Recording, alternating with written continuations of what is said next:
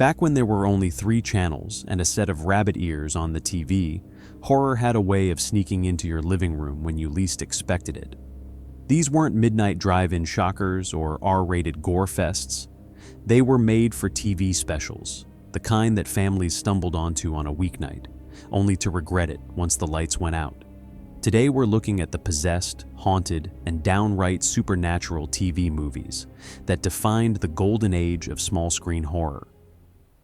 ABC kicked off the decade with one of the first truly supernatural TV movies, Crowhaven Farm. Hope Lang plays a woman who inherits a quiet farmhouse in New England, only to discover that the land is hiding a very dark past. Strange neighbors, eerie visions, and whispers of old witch trials make it clear she's not exactly moving into a fixer-upper. What makes it memorable isn't just the witchcraft angle, but how it starts like a daytime soap that slowly mutates into a nightmare. By the time the past starts bleeding into the present, you realize you've been pulled into something much stranger than a typical haunted house story. Past life visions, secret rituals, and a growing suspicion that she's somehow been here before. And by the time you realize what the townspeople really want from her, it's already too late. Premiering on ABC in October of 1970 and produced by Aaron Spelling, The House That Would Not Die stars Barbara Stanwyck as a woman who moves into a colonial-era home in Pennsylvania with her niece, played by Kitty Wynn. Almost immediately, the house seems off. Strange noises, disembodied voices, and a lingering presence that won't let go. Richard Egan co-stars as a local professor and neighbor who guides the women through the house's dark past. There's a seance, there's possession, and the question isn't just whether the house is haunted, but whether it's using its new occupants to settle old scores. The vibe is quiet and eerie, built on silence, stares, and just enough jolts to keep everyone guessing.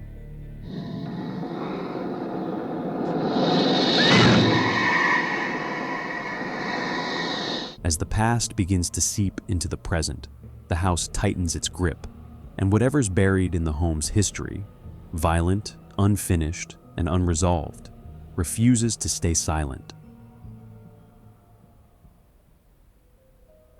Originally airing on NBC in October of 1978, Summer of Fear stars Linda Blair as a teenage girl who starts to suspect her cousin isn't who she says she is.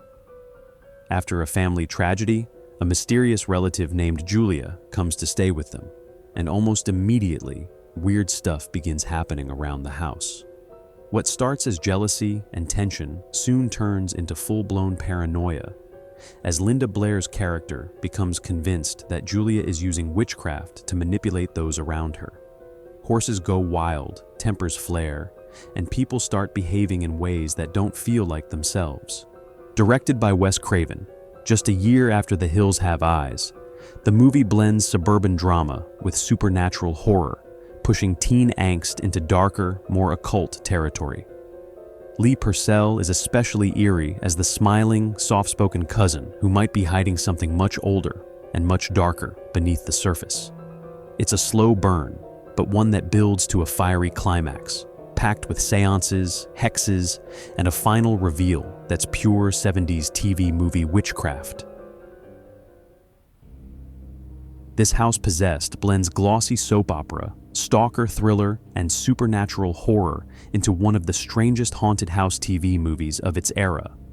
First airing on ABC in February of 1981, Parker Stevenson stars as a pop singer recovering from a breakdown who rents a secluded high-tech mansion to get some rest. He brings along his young nurse, played by Lisa Eilbacher, but the house seems to have its own plans for her. Rooms light up on their own.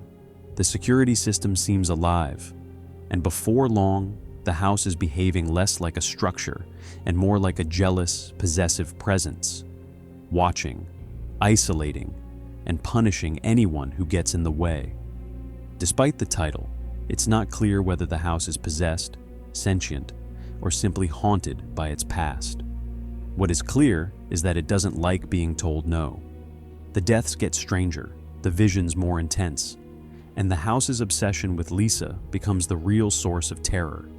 Not everything makes sense, but for a TV movie about a lovesick murder mansion, it doesn't have to.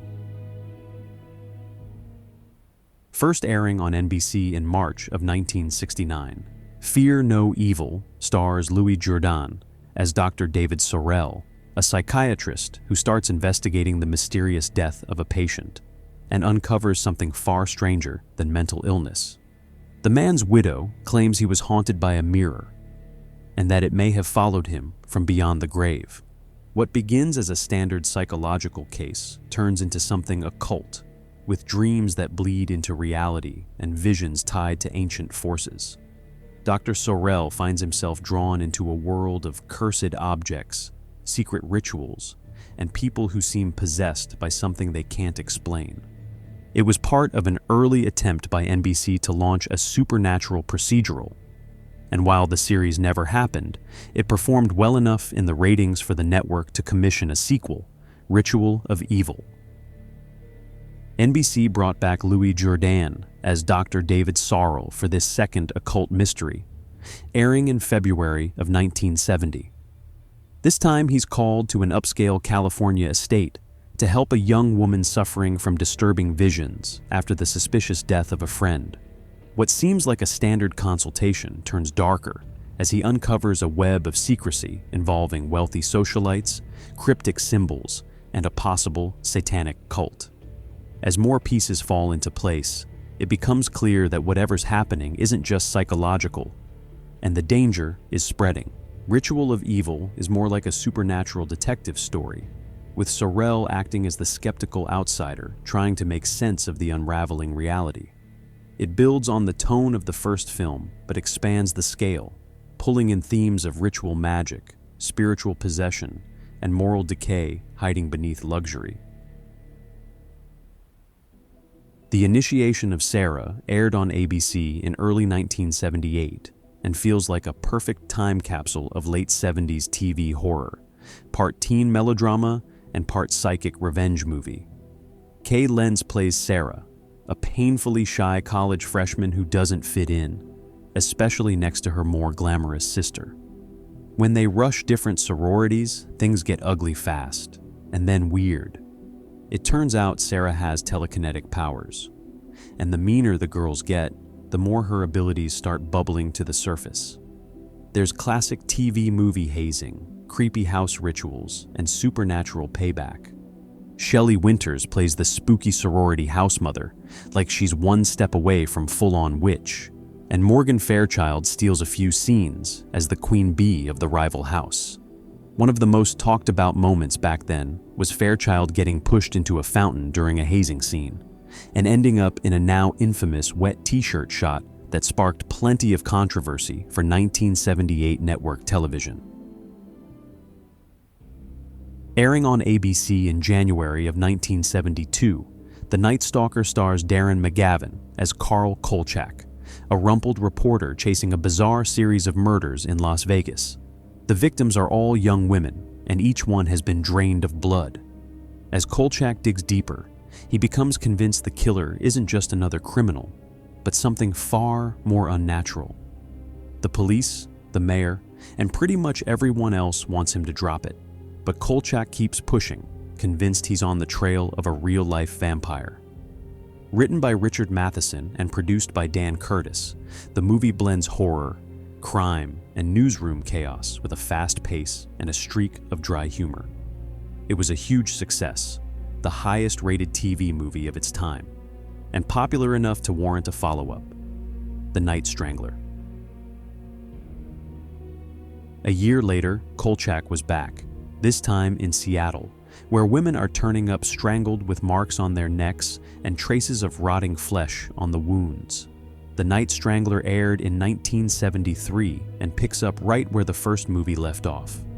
Once again, Kolchak is the only one willing to believe there's something supernatural behind the killings, and this time, it involves secret tunnels, ancient rituals, and a killer who hasn't aged in over 100 years. It has the same mix of horror and newsroom chaos, but leans harder into the occult.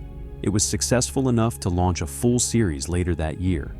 If The Night Stalker felt like a one-off surprise, The The Night Strangler made it official. Kolchak had a real knack for digging up things best left buried. Originally broadcast on Fox in May of 1991, The Haunted claims to be based on the true story of the Smurl family, an ordinary couple from Pennsylvania who believed their house was under constant attack by an unseen force.